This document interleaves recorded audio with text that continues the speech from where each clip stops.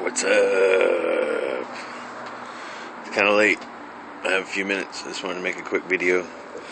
I made a video a little while back where I was talking about Tesla coils and pyramids and wireless energy and all that stuff, and then I kind of went into how I believe the ancients really had an understanding of the power of sound and sound waves and somatics and all those kinds of things.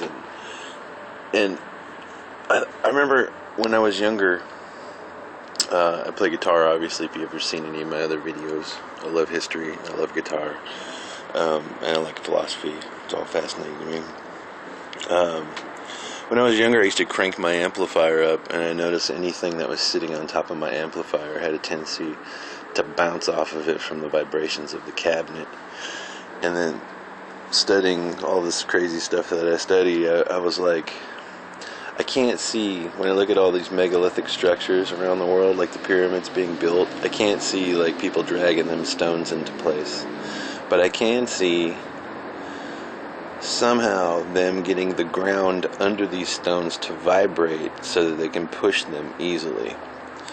And I was just thinking, like, if you had a whole bunch of people with horns and instruments and drums and people chanting, boom, all this stuff, making as much noise, and you positioned everybody just properly around a significant sized boulder, I wonder if you can get the ground underneath it to shake enough so that you can easily push the stone, although it may be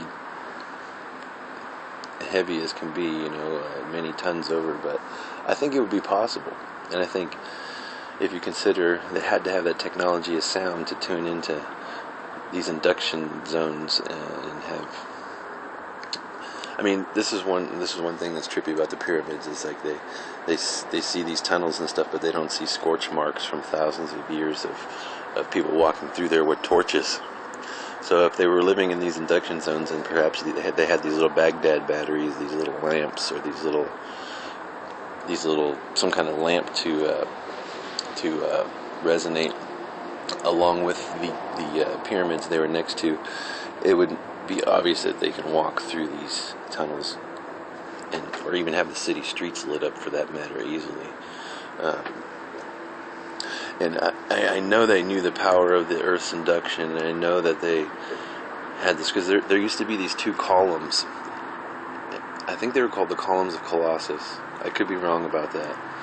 And they stood up until maybe 150 years ago or something like that, when some army came through and blew them up.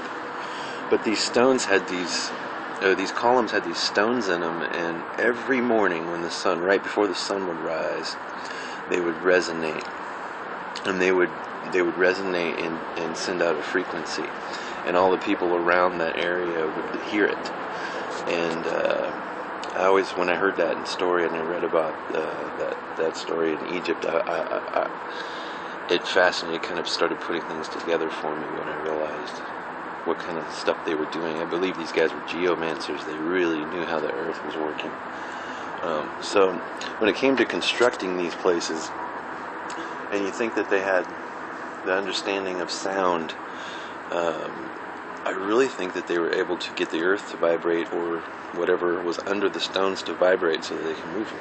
Because you can put a very, very heavy object on top of an amplifier, and if it's not cushioned with rubber or some kind of rubber feet, and it's turned up loud enough, it will vibrate off the top of the amplifier.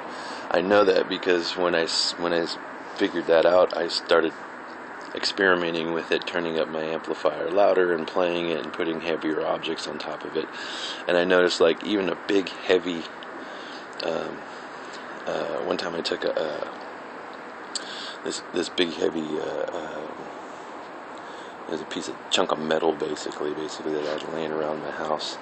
It was probably 60 pounds. It was out of an old truck that I had, and I set it up on top of the amplifier and cranked it up and just pushed it with my fingertip right across the top as my cabinet was vibrating with sound.